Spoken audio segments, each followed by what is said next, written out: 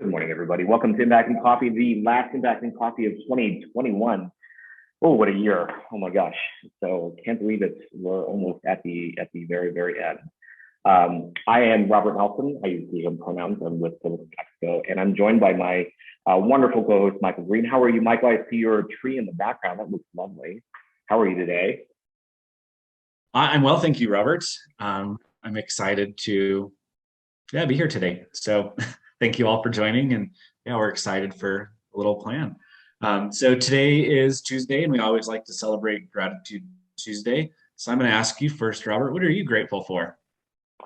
I'm grateful for early mornings. I got up really early today and exercised, and it was good to just be out in the quiet and the cold and get some walking in. So it was good. I really appreciate early morning. What about you? Yeah, I'm excited for just the upcoming holidays, being able to spend some time with my family. My little nephew is 3, so he's adorable. So holidays are so much more exciting when little ones are around. So I'm excited to spend Christmas with him and see his excitement and everything. So that's what I'm grateful for these days. So we would encourage everybody to introduce themselves in the chat, and also say where you're from, what you do, and what you're grateful for. It's a nice way to kind of start the day on a positive note. So yeah. All right. So I'll go ahead and tell you a little bit about Impacting Coffee for those of you who have never been here before. Impacting Coffee is an open, welcoming conversation to exchange stories and ideas, to foster innovation, to strengthen the nonprofit sector, and to build community. That's a fancy way of saying it's a nonprofit networking event. We usually meet 3 times a month, the first 3 Tuesdays of the month. The holidays are a little bit different, so we're only actually going to meet twice in December and then twice again in January. But yeah, so it's a nice way that we can kind of get together and talk about what's going on in the nonprofit community. And we a little shout out to the Albuquerque Community Foundation for pre-pandemic housing us and impacting coffee there. So it was a beautiful space. So thank you to them for that. And then also to Lily Marie's Coffee, who she provided the coffee for the events. So it was always fun, and hopefully we can get back to that sometime in 2022. Yeah, Robert, can you tell us about the Next Gen In Award? Yeah, absolutely. So the Next Gen In Award is a award that was sponsored by P&M. We have a few awards left. We got a couple applications in the last month, so we're looking at that.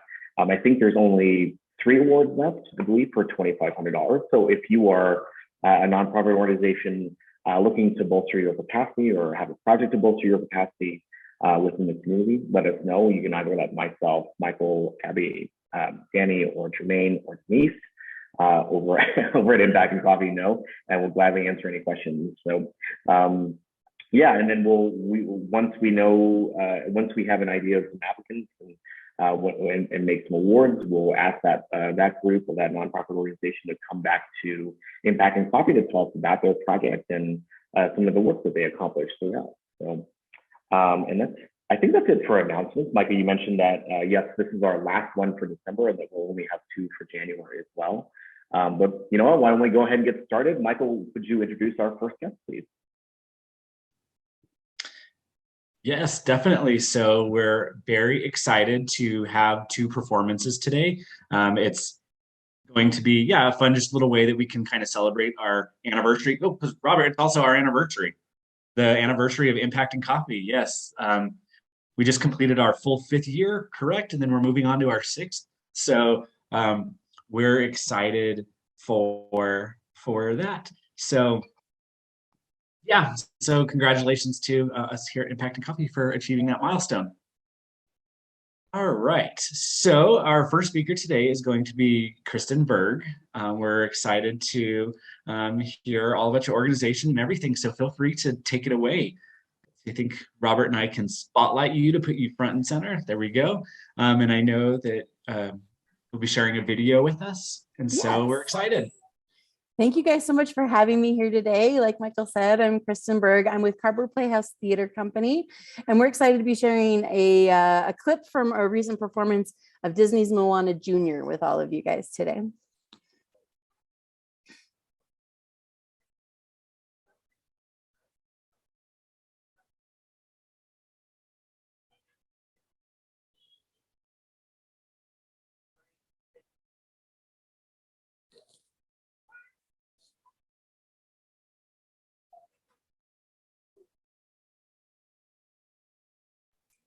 I think Robert might need to unmute his audio maybe so we can hear it.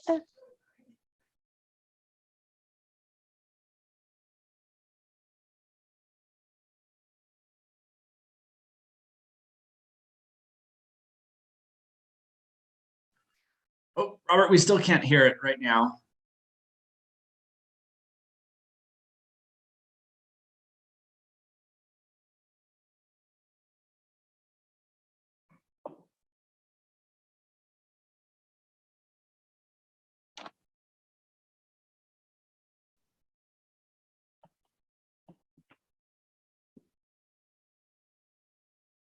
Yeah, so we're not hearing any audio. Let's see. Let me see if I can pull it up on one.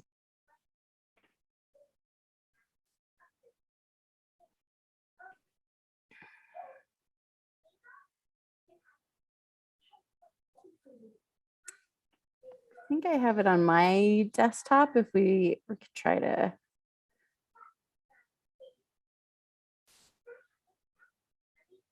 I'm sorry, but I'm hearing that there's some audio issues. Yeah, we're there. not hearing the video. Oh no. Okay. So sometimes when you That's hit share screen, there's a button in the bottom left corner that says share audio as well. So hold on. try unsharing your screen and then sharing it again and seeing if you get that option. Okay. Okay.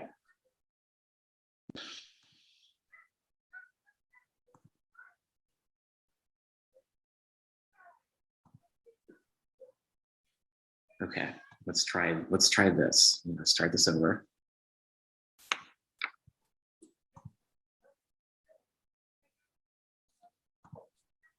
No? Oh no. No. Okay.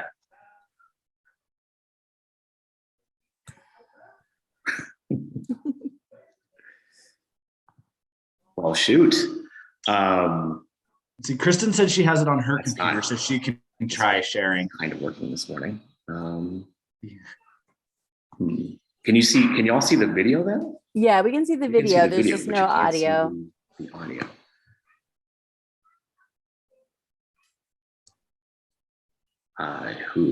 Okay.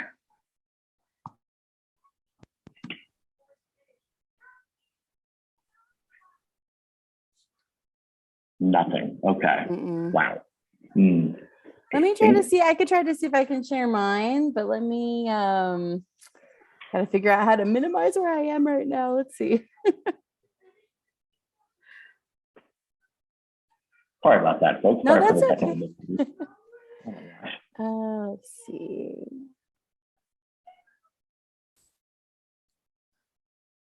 Just downloaded it. So give me 1 second.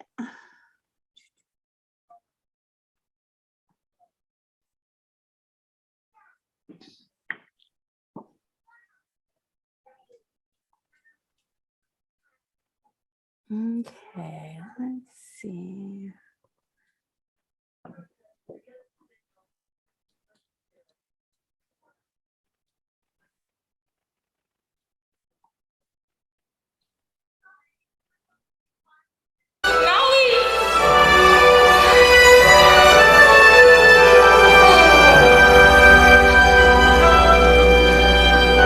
Why did you bring me here? You have to choose someone else. Well, Choose someone else, please.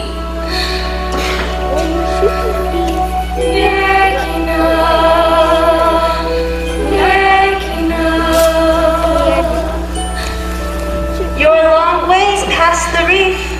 Grandma, I tried not to do it. It's not your fault. I asked too much of you. If you are ready to go home, I will be with you. Why do you hesitate? I don't know. I know a girl from an island. She stands apart from the crowd. She loves the sea and her people. She makes her whole family proud. Your whole family. We are all proud of you. Sometimes the world seems against you. The journey may leave a scar, but scars can heal and reveal just who you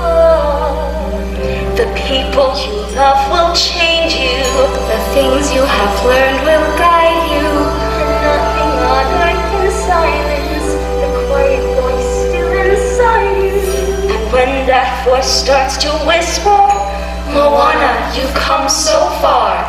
Moana, listen. Do you know who you are? Who am I?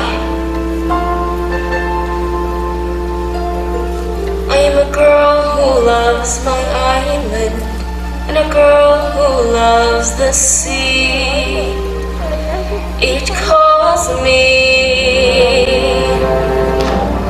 I am the daughter of the village chief. We are descended from voyagers who found a way across the world. They call me. You delivered us to where we are. You have journeyed farther. You are everything you've learned and more. Still it calls me. And the call isn't out there at all. It's inside me. It's like the tide always falling and rising. I will carry you here in my heart. You remind me that come on day. I know the way. I am Moana.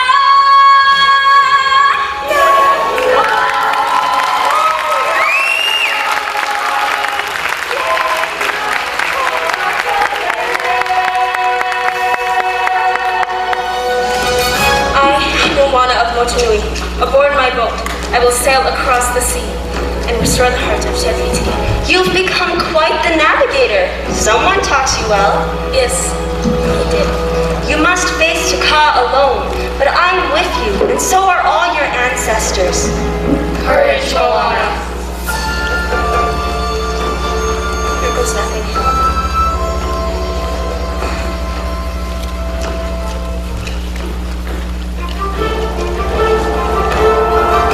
Te Kā approached through the smoke. Moana sailed her canoe straight towards Te Kā.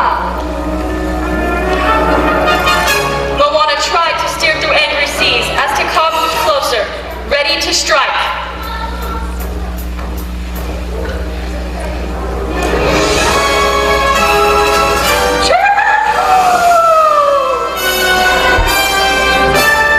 Maui, you came back, but your hook, one more hit and it'll be destroyed. I got your back, chosen one. Go save the world. Thank you. You're welcome. Maui flew around Te Kā, drawing attention away from Moana.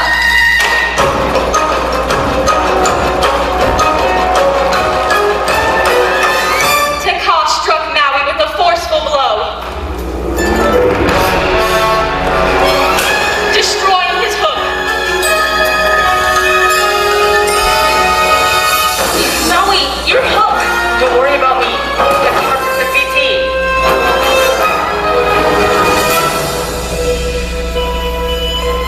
There's no one here. Te Fiti's gone. Wait. Te Kā, What? let her come to me. Te Kā will kill you. Let her come to me.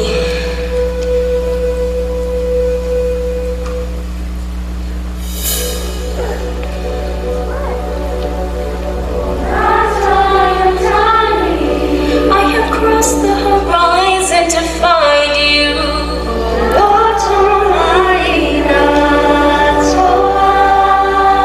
I know your name.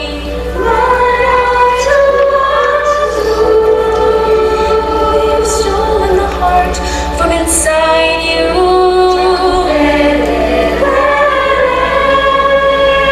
This does not define you. This is not who you are. You know who you are, who you truly are. When Moana placed the heart in Te Kā's chest, Te Kā began to transform.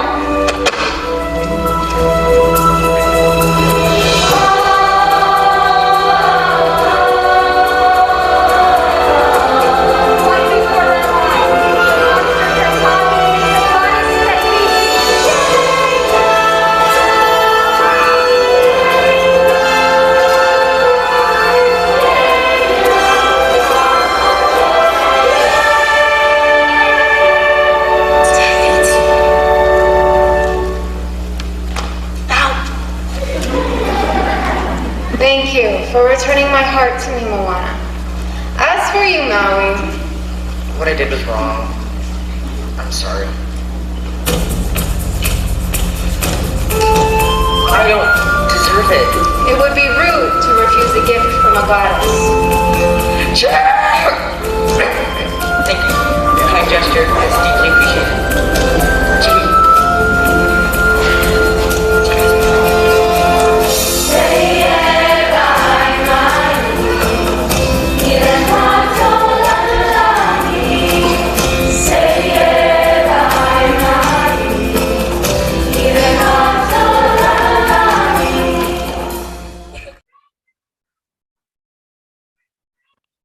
And so that's just a little bit of Disney's Moana Junior. So thanks for watching that. Carver Playhouse, thank you, Michael. Thanks, Robert. Carver Playhouse was founded in 2004, or no, 2003, I'm sorry, by my partner, Doug Montoya. We've been doing youth theater with kids for, oh gosh, I think it's for 18 years now. Is that right? So we do that for quite a long time. We used to produce all of our shows at the Box Performance Space, where we now host improv shows and classes for adults. And now we have been doing our shows at South Broadway Cultural Center. That particular show is at the National Hispanic Cultural Center. We're currently doing Willy Wonka Jr. at the North Fourth Art Center. And that production, we're really excited, is a Box Kid production. And so our kids, our current students, are directing, choreographing, music directing, and costume designing everything for that show. We have one more weekend of that this coming weekend at North Fourth. So you can still get tickets for that if you want to come see it. We are really proud that our program is completely tuition free for our kids. It's an audition-based program. So they audition, and as long as they show signs of actually like really wanting to be a part of the program, we cast them in roles that are appropriate for them. And we just have been really happy with, you know, what we've been able to do. Our program has grown a lot in the last couple of years. Of course, the pandemic hit us really, really hard because we couldn't do mass gatherings. So that was difficult. But we were able to pivot like so many other arts organizations did and started doing a lot of live streaming. We actually came up with a bunch of new programming during the pandemic. We started doing a show called Sunday Night Special, which was a kids variety show. Doug and I hosted for quite a while, and then in the last 4 episodes, we had our kids hosting the show. So they were doing great, and we basically had other youth performers come on and perform, something that they wanted to do. So it was nice to see some of the other talents our kids had. Some of them were great artists. Some of them would do some crafts. We had a couple of kids that came on and showed us how to decorate sugar cookies last Christmas. So that was fun. We also added some other educational programming. So we had a program called Actors Call Time with Carissa Mitchell, where a local talent agent would interview film and television actors about how they got into the business and best practices for actors coming up in the world. And then we also have a really fun quiz show called the Carver Playhouse Quiz Show. Those are, we have actually one tomorrow night. It's a streaming show, and you can play with your phone. So it's a trivia game, some, theater trivia, but lots of like pop culture trivia. So that's a lot of fun. And I think that's a good recap on things that we were doing during the pandemic. We were really, really grateful this year to get to come back to doing live theater, both at the Box Performance Space and we're getting to do Moana and Willy Wonka Jr. this year. So we're grateful to be back with live audiences in person. So yeah, I think that's a good synopsis of everything we've been doing. So nice. Thank you, Kristen. The film that you played was really nice, and it's fun to see the little kids out there, and they're doing great. So Yeah, one of the things that we've been talking about during the pandemic is a bunch of the partnerships that have came through. I know you mentioned that you kind of worked with a couple of different theaters and stuff, but have there been any other partnerships that you've created? We actually had a very nice partnership with Jeff, who's going to speak later today. Arts Hub came in and did their Funny Fiesta in the box performance space this year. So that was really lovely. We have worked with some friends of ours from the Breaking Bad store. They've been working with us on, they have a collection of Christmas trees, the owners do. And so we had a whole, we set up the trees inside, but they were on display windows so people could come by and enjoy those, while we also had some other live performances happening along with that. Very nice. Sorry about the dog in the background. It's all good. You can bring it into the foreground if you want. She's a mess. Nice. So I was briefly looking at your website, and I know that you do classes for both adults and children, and you also do some summer camp stuff. So I was hoping that you could tell us a little more about all of that. Yeah, so we had taken a really long break from doing classes and camps and stuff like that. We did offer some streaming improv classes during the pandemic, but we're really excited to start offering some film and TV acting classes for adults and kids starting in 2022. So those are all brand new for us, but we're really excited to have Morse Bicknell on board as one of our instructors. Doug Montoya is going to be teaching a youth class. We're really excited to have Michelle Tomlinson coming in from Los Angeles to teach a rock your acting business class, because I think, as we all know, film and television is making a huge impact in New Mexico, and it's an important thing to learn to really rise up the rest of that film and television community. And a lot of our kids have been working in film and television throughout this whole time. Very cool. Those sound like fun classes. Yeah. Can you tell us a little bit about how you got involved in live theater? Oh my goodness. I've been involved in live theater as far back as I can remember. I remember being in a show at elementary school where I was one of the kids with the sugar plums dancing in their hands for a school recital. But when I got to high school, it was really where I found my home and my community. I attended Del Norte High School here in Albuquerque. John Milholland was my drama teacher at the time, and he just was a really fantastic drama teacher. I attended Eastern New Mexico University in Portales. They have a really strong drama program there. And now I think they have added a really strong film and television component to their curriculum as well at Eastern. So really proud to be part of those communities. And then when I came home, I was really looking to join a new community, and just really enjoyed what Doug had done one show, and I joined him on the second one that he produced with the kids. And ever since then, we've been working together. Nice. We always like to hear people's stories because, obviously when you work kind of in the nonprofit industry, you're passionate about the sector that you're in. So there's some kind of story how you got there. So thank you. Nice. So if anybody from the audience has any questions, you can also feel free to unmute yourselves, or you can type it in the chat and we'll make sure that Kristen can answer that. Robert, do you have any questions?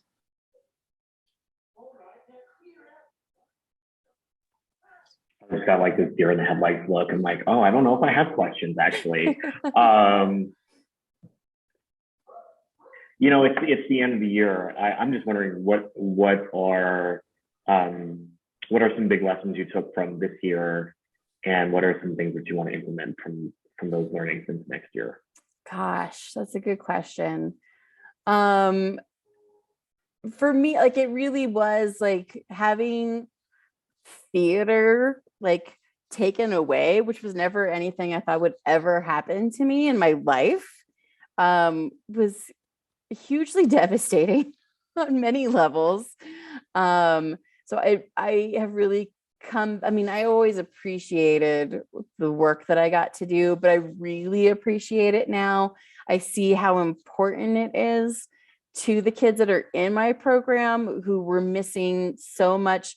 They got to go back to school with their school friends, but their theater friends, especially for the mid-school age kids, are really the chance where they get to share their empathy with one another. It's really hard with that age group to be empathetic. And I think that's something that they were like really missing over the last 2 years. That's huge. I appreciate that. I'll just invite anyone in the audience if you'd like to ask a question or unmute yourself too.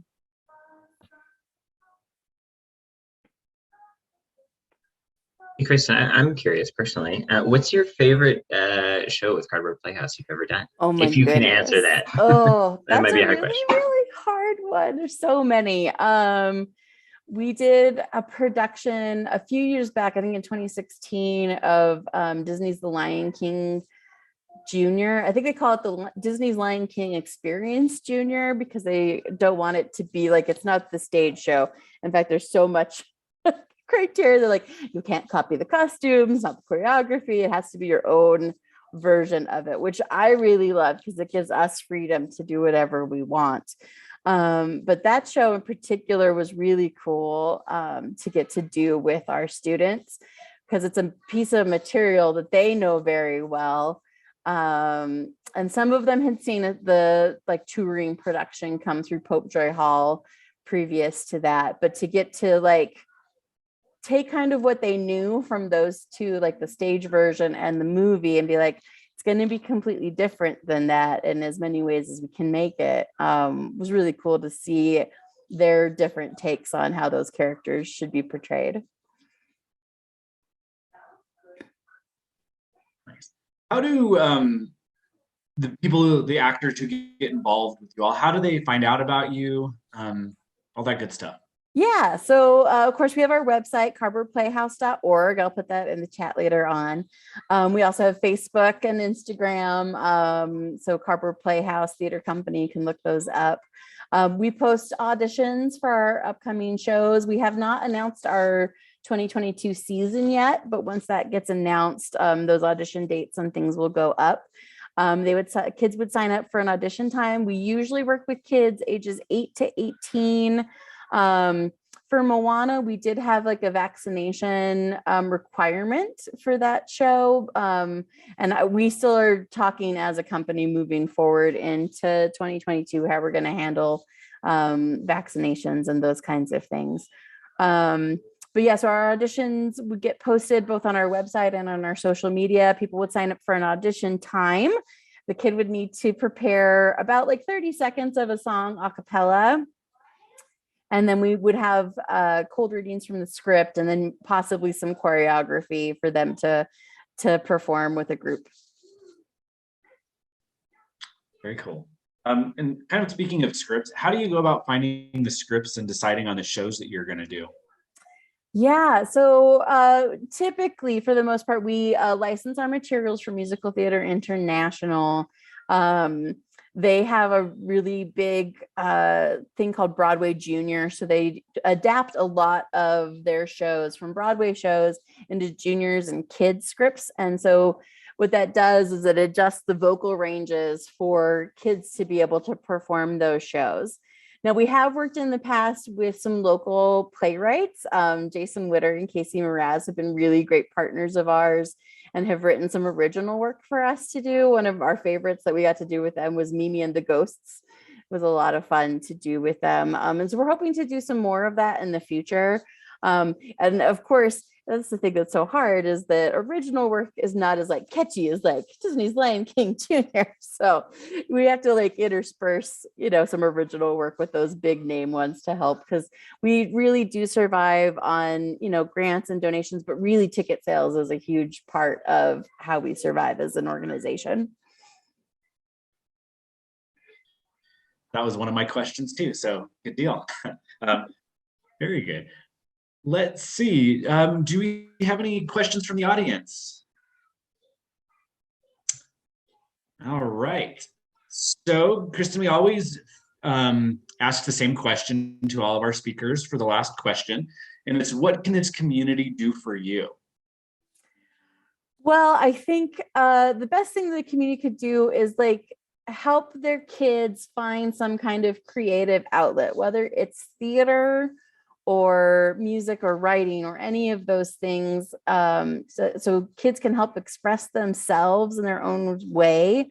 But we would really love for, kids of all different backgrounds to come and work with us. That would be really lovely. Anything that anyone can do to help share getting the word out about our program would be great. Sometimes I feel like we're one of like the best kept secrets in Albuquerque because still finding people that don't know about us, which is, lovely and fun. But yeah, I think just really getting the word out about programs that help kids express themselves in Albuquerque would be a huge help. Nice. That is some great advice. Cool. So, cool. Well, it looks like we're having some technical difficulties with our next speaker, so I'm going to keep asking you questions. Okay. If you don't mind. No, not at all. Do you work with like the high schools as well, or like do students have to kind of decide if they want to be one of your productions versus one of their school's productions, or how does that all work? Yeah, so basically they'd have to decide whether they want to work with our productions or school. And we usually do between 5 to 6 shows a year. So there's definitely lots of opportunities for them to do our shows, do their school shows. We also have a lot of like homeschool kids who don't have programs that they can work with. So we have a lot of kids that come to us from there. And we do like a big summer show usually. And that's, I think, a lot of times where we see a lot of our high school students. So they still get to do their programs at their high school level, and then they come and hang out with us. So definitely. Yeah. And with all the charter schools too. Yes. might not have the If they same don't have extracurriculars. a theater program. Yeah. They come and do stuff with us. We have a lot of charter school kids. Nice. Cool. So it looks like we're actually good to transition to our next presenter. But Kristen, thank you so much for presenting with us today. And thank you for sharing that video and bearing with us with our technical difficulties. But we really appreciate everything that you had to say and everything that Cardboard Playhouse does. And I'd encourage you all to go out and support local theater. So yeah, especially during the holidays, it's always a fun time. So thank you so much, Kristen, for talking to us today. And we look forward to, seeing one of your shows in the future. So thank you so much. Thank you so much, Michael. Thanks, Robert. Thanks for having me here today, guys. Thanks. I'm going to toss it over to Robert, who is going to introduce our next speaker.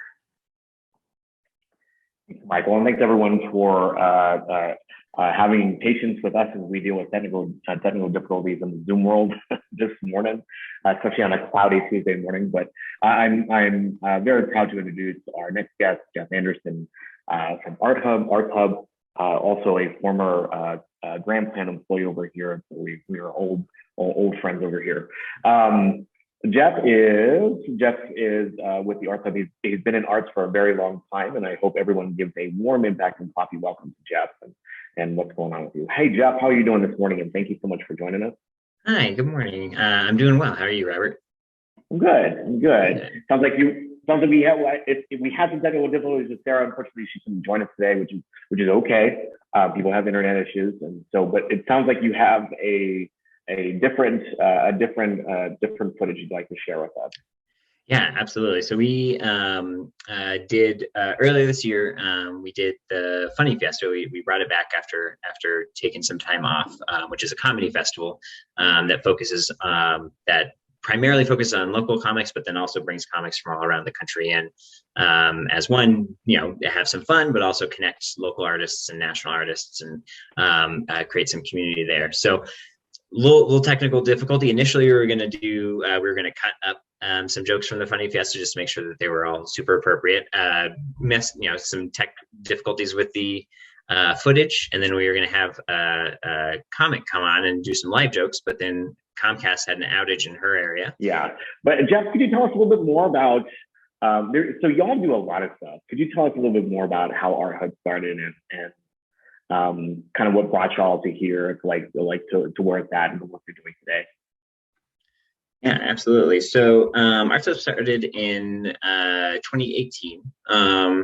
And it started because we recognized that artists in Albuquerque, well, first off, Albuquerque has just an incredible arts community. And little known fact, Albuquerque is actually in the top 13% nationwide for artists per capita. And so we have just a ton of artists here, right? But knew from, because I've done, like Chris, I've been in theater for a long time and connected to the arts world, so knew that the artists had trouble creating a sustainable arts life here in Albuquerque, right? Yeah, that means something different for everyone. Some folks just want to, paint on the weekends and do their thing during the week. Some people want to make it their career, and there's like kind of everything in between, right? So, but artists were having trouble making their life sustainable in Albuquerque, and they either were feeling like they had to give up making their art so they could make they could stay in the house and eat, or they'd have to move somewhere else, right? New York, Chicago, or LA, where the common refrain's heard. So we wanted to figure out how do we make sure that artists can stay here and make art sustainably in the way that they wanted. So in 2018, we set off on a year-long discovery process where we did almost 70 one-on-one interviews with artists. The city did happened to do a big survey of artists in the arts community that year on what they need and what kind of supports they want. We used that data, and then we had a series of 4 different focus groups with a total of 40 different artists that kind of like dug into that information and the interview information and data. And we found some of the biggest things that artists need. They need obviously physical space to create or do their work. They need support in the administrative business side of having an arts career. And then lastly, the thing I think biggest surprise to me was that artists really feel like there's a ton of artists, but there's not a lot of there's a lot of clicks on accident, right, in the arts community. And so they really want to branch out, and no one's doing it on purpose. It's just that's the kind of the way it goes, right? And so they really want to branch out, connect with other artists, have opportunities to network and collaborate and inspire one another, learn from one another, because there's a big understanding that there's a ton of knowledge and skill and ability right here in Albuquerque. And so artists really felt like that was a huge asset to tap into. So those are kind of the 3 biggest things that we try and focus on at the moment. Because after we did our discovery process, we launched, released a report in 2019, and that's kind of been our 5-year plan, right? Try and implement these programs, create these supports, and then also encourage funding entities and other art supports entities to respond to what the arts community is saying. You brought up a very good point about it's not right to characterize them as silos, but I appreciate the acknowledging of cliquishness and how do you break down those kinds of barriers to cliquishness and start to broaden relationships across community? How did y'all do that? So a couple ways. One, we were kind of in 2018, we were not super we weren't public facing super much because we were just talking to the arts community and talking to other community members too, using that information. But in 2019, we wanted to launch the State of the Arts report. We didn't want to just put out a report. We wanted to invite the arts community in to talk to each other and meet one another. So we threw a big party. We threw a big party at the South Broadway Cultural Center, and we released the report, but then we also had artists perform. We did a marketing panel, and we built in ways for artists to start talking to each other. So we started off with that in mind, and then everything we do. So the Funny Fiesta, it's happened 2 years now. Obviously it didn't happen in 2020. And in 2021, just so everyone knows, you had to be vaccinated to come in, and you had to wear a mask the entire time. So we tried to do it as safely as possible, and no food or drink. So everyone kept their masks on at the same time. But within those programs, like the Funny Fiesta, we build in intentional moments for artists to be able to talk to one another. We had kind of like a TED Talk style thing where Funny Fiesta artists were able to do a 10-minute, here's what I've learned as a comedic artist, and here's a piece of advice I'd love to share around the world. We also created opportunities for more informal times for folks to chat.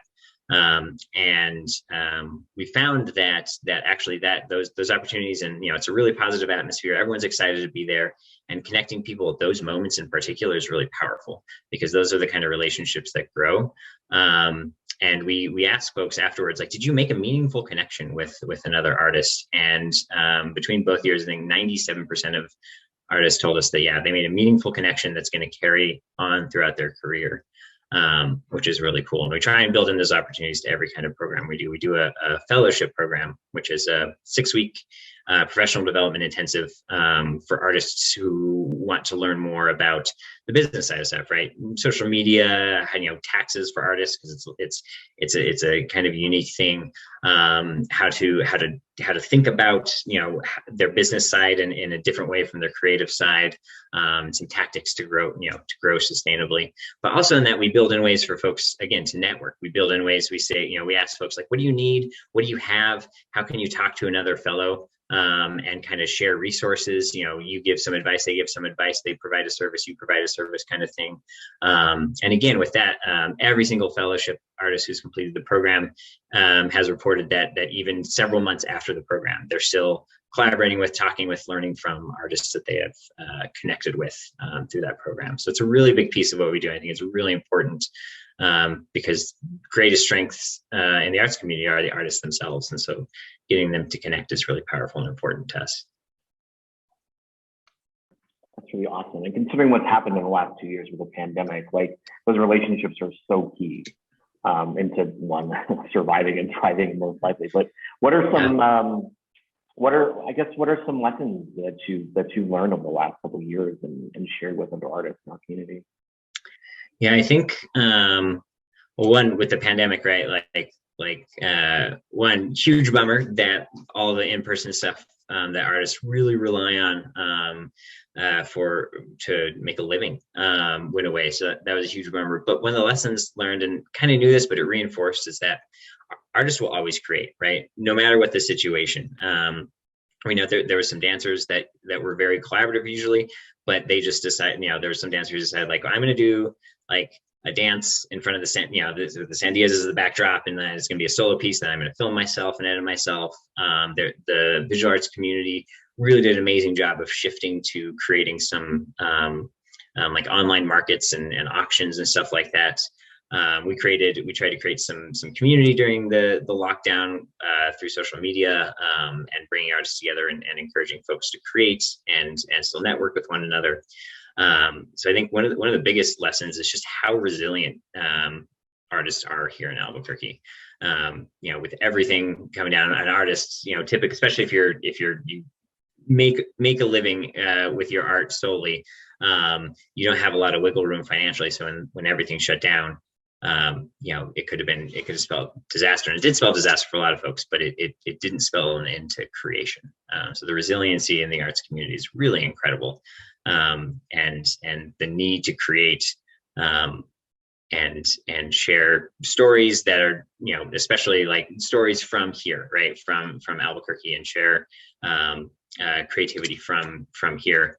It was still super important. And I know that the arts community, like, they really came together. They felt the pinch, but it was pretty incredible to see how folks kept it going. Like, stuff with Cardboard Playhouse, and Kristen mentioned, and all their online stuff. It was just very cool to see. Just want to open up and invite others in the audience. If you have any questions, you're welcome to drop them in the chat or unmute yourself. Hey, Jeff, so I was looking at your website and I see that you have a fellowship. Mm-hmm. Could you tell us about that?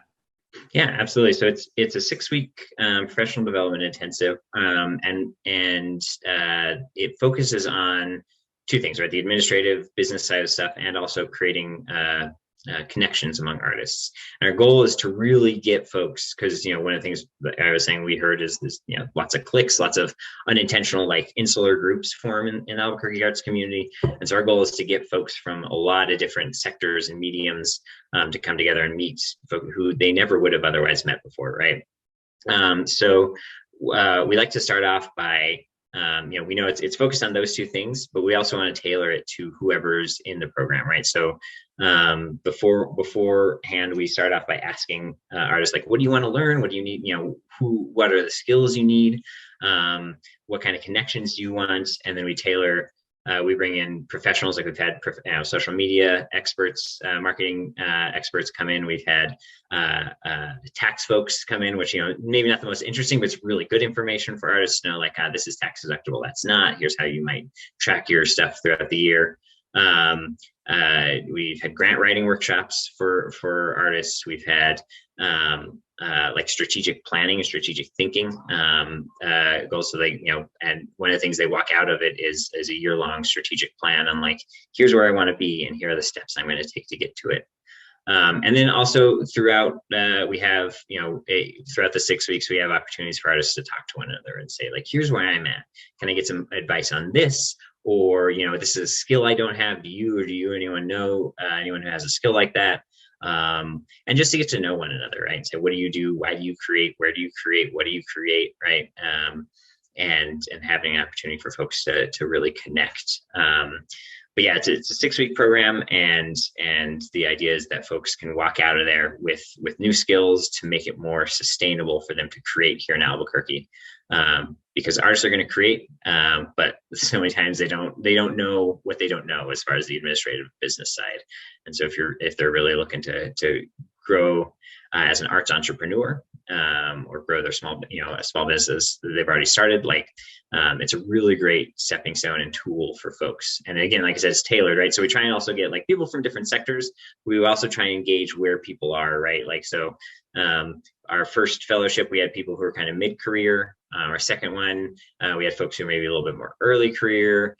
So we try and make it where people are kind of at a similar spot, so that we can, tailor instruction and workshops and learnings to that kind of level. And it's really fun. It's been really successful, and artists have been really enjoying going through the process, which is great, because usually business administrative stuff, especially for artists, is just like snooze fest, right? And so we've been excited that people not only have been like, we kind of figure, like, I learned some stuff, wasn't the most exciting, but I learned some stuff that's going to be good. But people have been coming at it really pumped and excited, which is really nice for us to hear.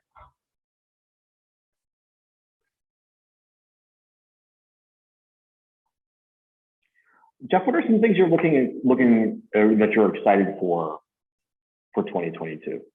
Yeah, so we're going to do the Funny Fiesta again, which is very exciting.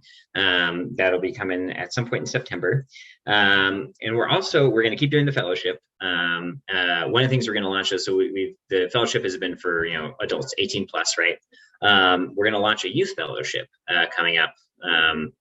At some point, we have to design it first. We also want to reach out to maybe some high school students to say, hey, what do you need? What do you want to learn?